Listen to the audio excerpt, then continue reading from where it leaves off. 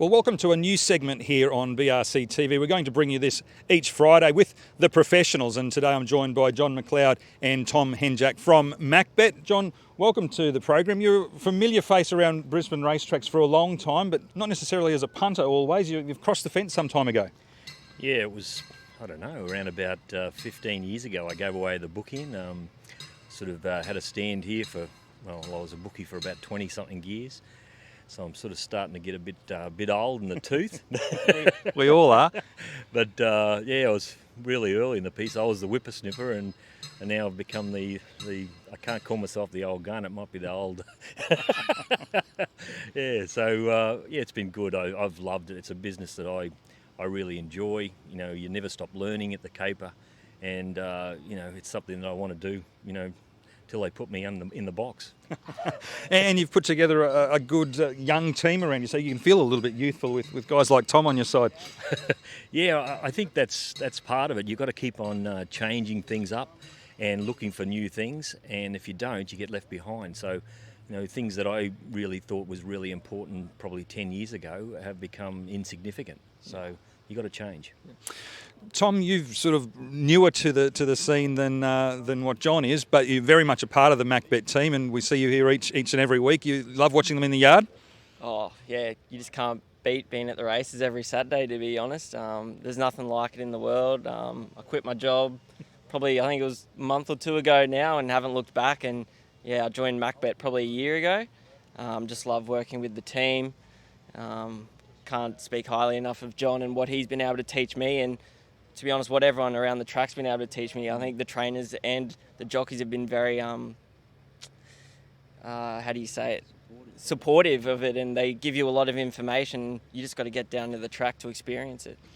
Well, if that's not living the dream, I'm not sure what is. You quit your job and go to the races every day. Perfect. Now, Each week we're going to sort of pull apart some interesting facets of the Brisbane meeting here the next day. We've got a lot of short price favourites here at Doomben tomorrow. Won't ask you to divulge your thoughts on all of them, but I think one of the most interesting runners here tomorrow is Go Wanji. He's built this terrific overall record. We all thought that he'd won there first up at Toowoomba, but the photo finish was a little deceptive. Good morning to you, David Fowler.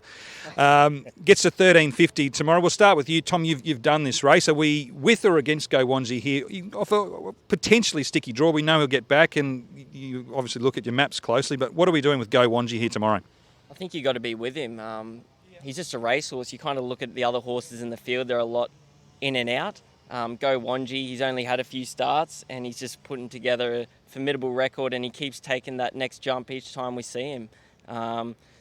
There's a lot of horses in the race that'll probably be going forward. The main leader and his main danger, I think, is Parksville, who will be out in front, but he's got a bit of a chink in his armour with 42 days off. He's still suspect at about the 13.50 mark. He's got the bandages going on for the first time, which is always some concern, and I just think with a little bit of pressure up front, that's going to allow Go Wanji to come down the middle of the track with the rail in the true position.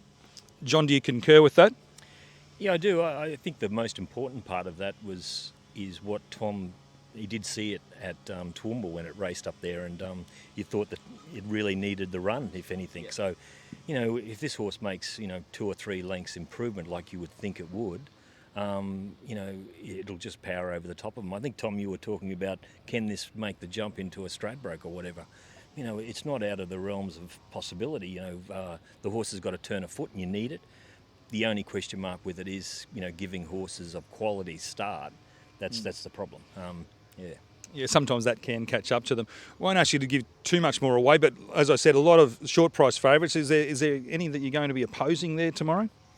Well, I did go into the races with the thought of opposing Go Wanji, and then you start looking at the rest of the horses and you just can't do it.